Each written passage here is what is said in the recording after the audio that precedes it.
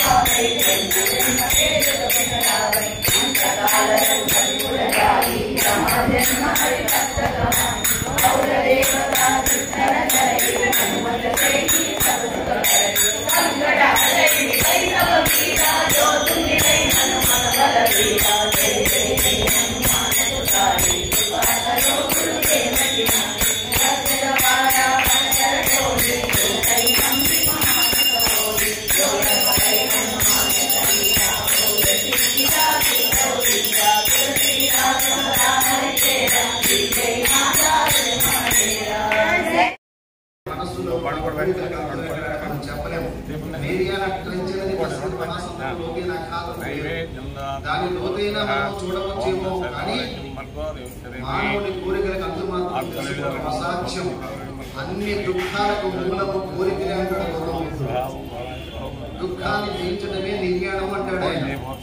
మరి ఈ కోరికలు ఎలా జయించాలి అంటే ప్రపంచంలో ఆ అంశాన్ని చెప్పిన ఒకే ఒక ధర్మం హిందూ ధర్మం.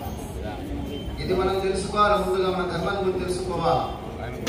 అయ్యో మనవాడు పక్కదారి పెట్టిపోయి ఒకసారి దండం పెట్టగానే 3 రూపాయలు కలుసుతాను కానీ ఓలోమన్నట్టు పరిగెత్తిపోతారు. దానివల్ల ఏమీ ఉండదు. అక్కడ అమృత కల్పన తప్పితే ఇంకేమీ ఉండదు. ఒక్కటి గుర్తుంచుకోండి, హిందూ ధర్మం చెప్పేది ఏమిటి అంటే లోకా సమస్త సుఖినో భవంతు అంటుంది. మనము అనే భాష ప్రయోగిస్తుంది. నేను అనే భాష ఎక్కడ హిందూ ధర్మంలో ఉండదు. నేను అంటే నువ్వు, నీ కుటుంబము, నీ బంధువులు, నీ పరివారము, నీ వీధి, నీ ఊరు పరిమితం ఉంటావు. కానీ ఆత్మబంధారా ఇక్కడ సత్యం ఏమిటంటే మనము అనే పదాలను కలిగితే మనము ఉంటాం. కాబట్టి మనము దూరుకోవాలి. ఎందుకంటే మానవుడు సంఘజీవి. నలుగురితో సంబంధం లేకుండా జీవించసాగే ప్రసక్తే లేదు. అలాంటి సంఘజీవి అయిన మానవుడు సాటి వారితో తోటి వారితో కలగలిసి జీవించే జీవన విధానాన్ని ప్రస్ఫుటంగా తెలియజేసిన ధర్మము ఈ సకల చరాచర సృష్టిలో హిందూ ధర్మమే. మీకు కొన్ని అంశాలు తెలియజేయాలనుకుంటున్నాను. దానికి కార్తీక స్నానాలు అందరూ చేస్తారు. కార్తీక స్నానం యొక్క ప్రయోజనం ఏంటి? కార్తీక స్నానం ఎందుకు చేయాలి? ప్రసంగం నడవేది దాన్ని సూక్ష్మంగా వివరిస్తాను. దానికి నిన్న గంట ప్రసంగం మిస్ అయిపోయాము.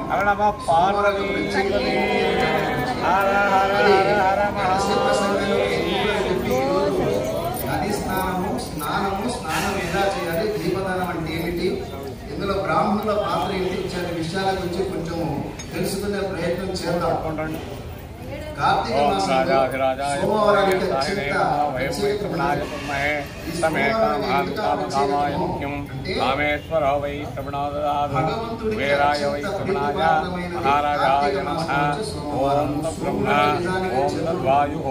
ఓం తదాత్మ ఓం తత్సత్యం ఓం తత్సర్వం ఓం తత్పరో నమః అంతఃకరణభూతేషుగాయాం విశ్వమూర్తిషు త్వం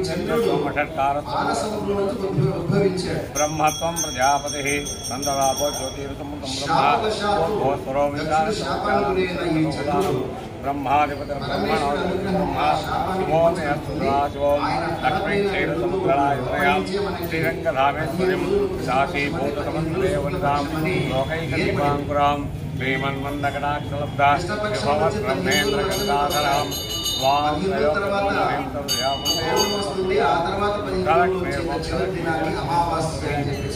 శ్రీలక్ష్మీ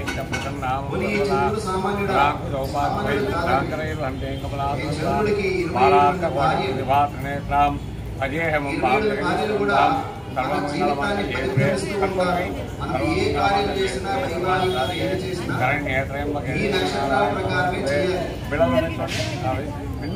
పెళ్లి చేసినా సరే శుభపత్రిక పైన ఇదే ఉంటుంది.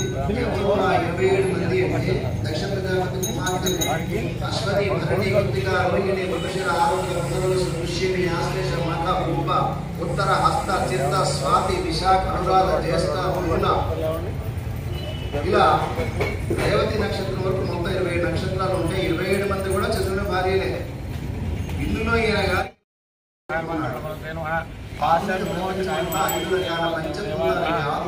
మహాదేవాయ మహాదాక్షాయ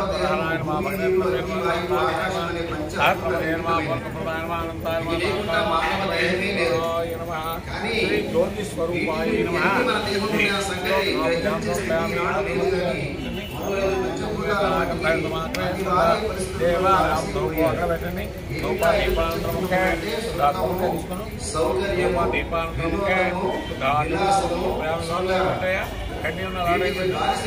వీటి కోసం ఎంతకైనా తెగించి నైతిక విలువల్ని కూడా పక్కన పెట్టేసి ధర్మాధర్మ మర్చిపోయి తమకి అనుకూలంగా ఉన్నది, తమ వ్యాపారానికి అనుకూలంగా ఉన్నది, తమ విధానానికి అనుకూలంగా ఉన్నది, తమకు అక్కరకు వచ్చేది, తమ కుటుంబ ప్రయోజనాలు నెరవేర్చేది ఏదైతే